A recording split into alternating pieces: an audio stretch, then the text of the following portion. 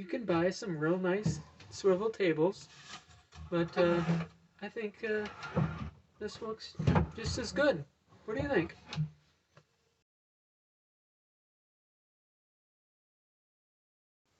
Welcome back to Simple Abound. Today we're going to see how much I can do for free with junk I have laying around. I'm going to try to build one of those fancy swivel tables. And I've got, I don't know if you can see this, I got, it's got a 90 and a couple pipes on it. So this I'm going to remove, and then I'm going to make my own wood, metal contraption because I don't have another 90. And I'm not going to go buy a bunch of stuff when you have a bunch of junk laying around. You can make your own. There's no reason to just go buy some stuff. We're going to see what we can do for free. First I'm going to take this piece off, and then I'm going to get back to you, and then I'm going to see what kind of contraption I can make up here to swivel. Here's the table I previously made. It's on a 3x3 post. It's a round table. It just unswivels.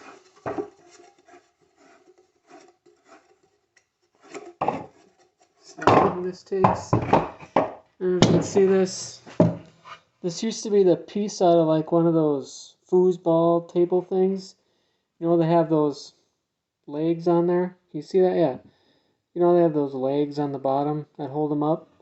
Well, this is, one piece, and this is the other. So I just had to screw this in a little bit more. A bolt. And it works. Yeah. But I don't like this because it's a pain. You have to screw it in, and then here's the bottom. I'll give you a picture of the bottom here. It's kind of 4 pieces in like an origami style. They just come undone. And then I have them color coded on the fronts and backs. And then there was a bolt that went through them, through the side and into here to hold it in. Well, when you're in a really small space that's only like 3x4, that's kind of a little difficult. So we're gonna not get rid of them. We're gonna save them because I might still go back to this for something else. We're just gonna set these aside, and then I'm gonna get this rigged onto here somehow, so it is up here like that. So it still swivels on there. We're gonna see if I can find something to make that work. So we're making some progress here.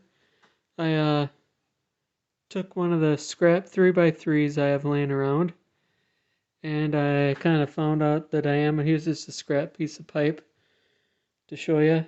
I found about the diameter to make it kind of fit in here. And then I had a I like making these things. It's just a carriage bolt, and you kind of cut your piece of wood out and put a bolt through it. And so then I kind of found out the length of the pipe here and about what I would need to stick this through there with about a 3/4 gap over here for the other piece that I'm going to thread this into. Kind of found the length, and then found the length, and then I just cut this off. Don't need that anymore. And then I drilled a hole through here to fit the bolt through. I'm going to kind of mock it all together and show you what that's going to look like. So here's a rough idea what this is going to look like. Obviously I'm going to cut this off somewhere in here so this piece isn't sticking out. And then I'm going to take some other type of piece of wood that's going to fit over the other side here. and then attach it to the end of the table. So that kind of just threads in there and sits right down there, and then that's going to clamp right in there. If you're new and haven't watched any of my other videos, I've got one way down the list of this, I don't know, it's a jack, I guess, that jacks the homemade camper up here. Up here on top, it's just a 4x4, and then I've got the, this other piece here. So there's a couple things when you do this that are kind of crucial. So as you can see, this is the bottom when the jack is fully lowered, and then you have to make sure this is as high as it goes so you get the most lift out of each rotation. As you can see, I've got a stop here so it doesn't fall down and kill me.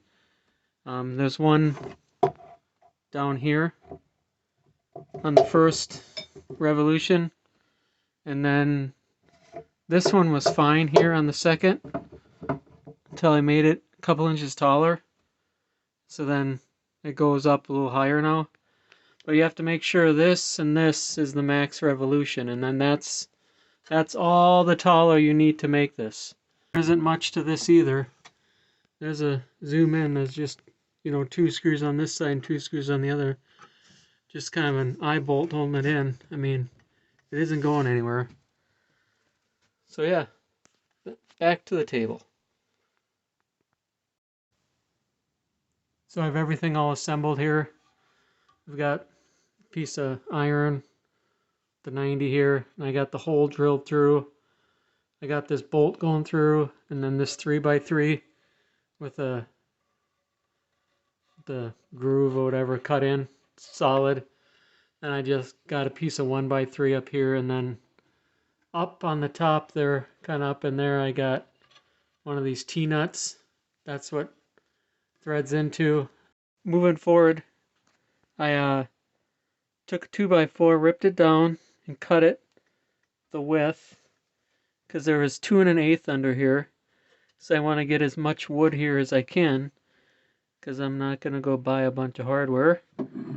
So I'm going to take a piece of scrap wood first, because this is the same pipe that is on the table. And I'm going to drill a hole into 2x4 with the bit that I'm going to use to make sure this fits in there. So when I drill this hole, I know it's the right hole, because when you got to make a hole bigger or smaller, it's a pain. So I got the hole drilled, tables on there, swivels left and right, pulls up if you wanted to. I think I'm going to coat this with something yet, so it slides down in there a little easier. But I think as far as the bottom, because there's nothing holding it on the bottom yet, I think I'm going to find some rubber thing to stick in there so the rubber is on the floor. So I got the other table on there, as you can see here. It's actually more of a, a rectangle, so it'll go either way. It still swings out of the way, or if you want to turn it back this way here.